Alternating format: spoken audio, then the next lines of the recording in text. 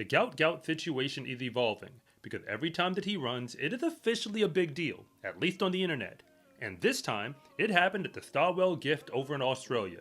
I admit, I know very little about that event.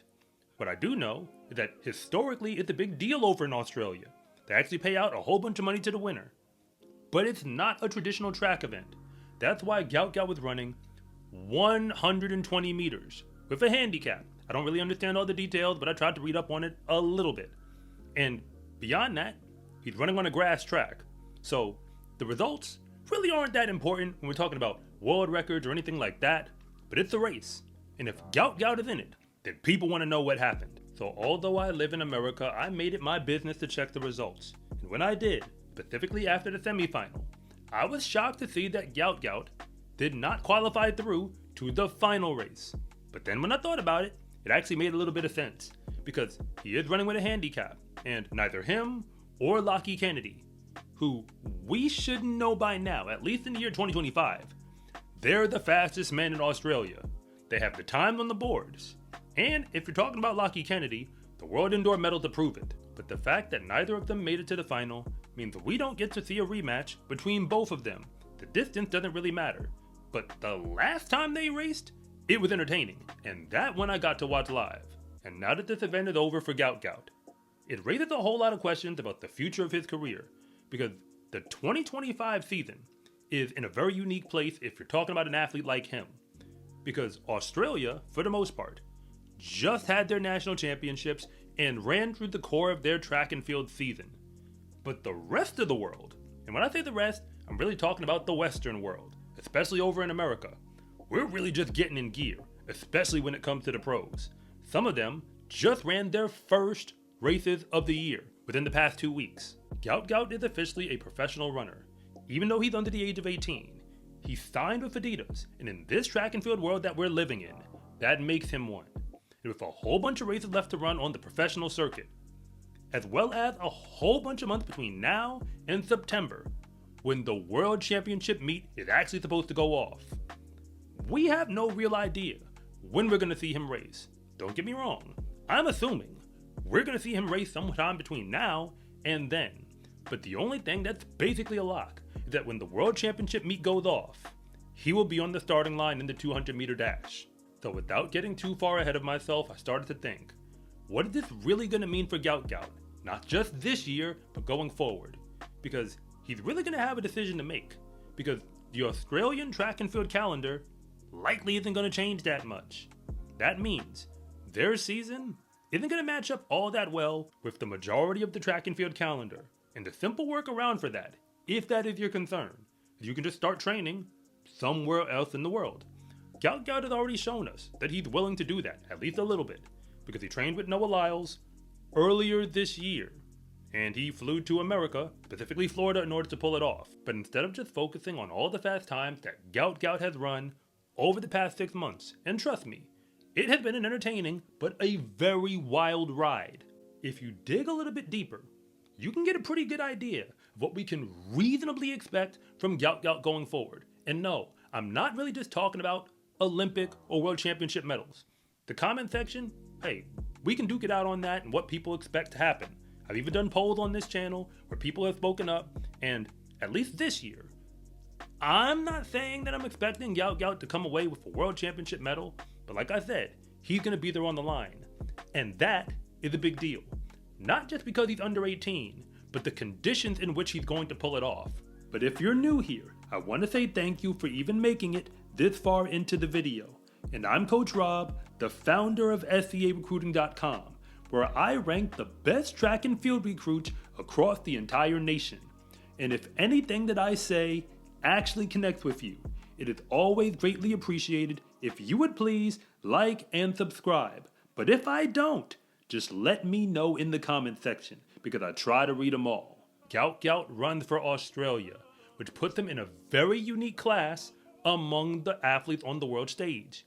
Because when you are American, or for that matter Jamaican, if you're a sprinter, simply getting on your national team is incredibly hard to do. Every year, we leave athletes home who would fit in just fine at the World Championship meet. they'd likely make it to a final and compete for a medal when they get there.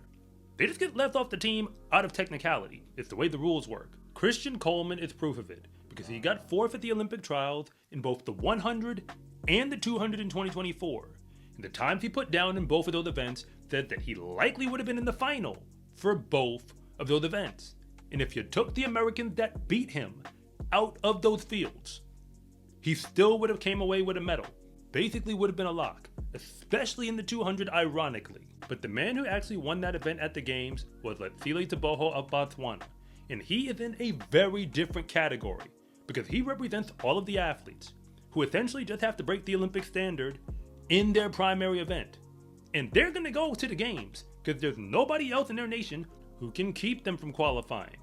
And that fact right there makes a huge difference in your career, because nobody really cares that much how you get to the Worlds or how you get to the games. The only thing that matters is that you actually show up, because once you're there and you're fast, all bets are off. So beyond Stawell Gift, just consider some of the names I'm about to mention for a moment. And remember, every name I'm going to give you is a 200-meter runner primarily. Joseph Fahnbulleh of Liberia. He makes World Championship and Olympic finals. From 2021 through 2024, he's been in almost every single final.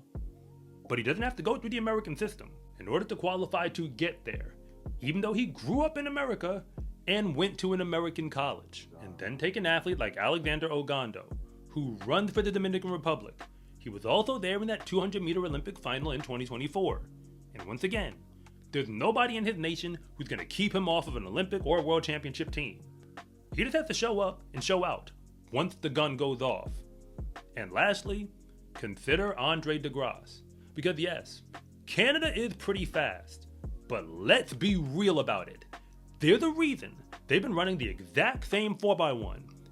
Almost exactly, because they swapped out like one man for the most part from like 2015 till now. But other than that, they've been running the same team. Because there's not that many athletes who can really put up numbers in a World Championship final except for him. But he showed up to the games, and he shows out when he's there. He helped Canada win an Olympic gold medal in the 4x1, when he likely wouldn't even been in the 4x1 pool for America if he was doing it in 2024, the same nation that dropped the stick. Hey, I still had to say it because it still bothers me. Even more important than all the fast times that Gout Gout has run up until now is the reality. He is about to be measured against all of the world's best. And that is going to be unique, because if he can lose at Stawell Gift, even with a handicap, he can lose at that level this year. He might win. I mean, he might make a final, all of that, but then again, he might not. But it's not that important what he does this year, because he's likely going to get a whole bunch more chances to do it. And there's nobody in Australia that I see who's keeping him off of a World Championship or Olympic team. And that's assuming he just keeps running like this. Remember, he's already the national record holder in the 200-meter dash. So historically speaking, nobody is stopping him from making these teams. But the one thing that we have to keep in mind is that unlike every other name that I mentioned, including Stawell Gift, none of them were projected to become the next greatest ever. And that is what people keep putting on Gout Gout. So I don't know what's going to happen in the future of his career. For that matter, I don't even know what's going to happen over the future of the next few months. I have no idea what races he's going to be running. But if he does run one, I'm going to pay attention. The only thing that is for certain is that Gout Gout will be on the starting line at the World Championships. And I don't see that changing anytime soon, which is great news for him, but also a threat to every other sprinter around the world. In the sport of track and field, confidence is everything, because when you win, that is just the moment when everybody else finds out what you already knew to be true, that fast is a lifestyle. Get your Fast is a Lifestyle track and field gear at scarecruiting.com/shop, or use the link in the description below. It's a huge support to me and this channel, so I can continue to make you more content like this. And remember, it is always greatly appreciated if you would please like and subscribe.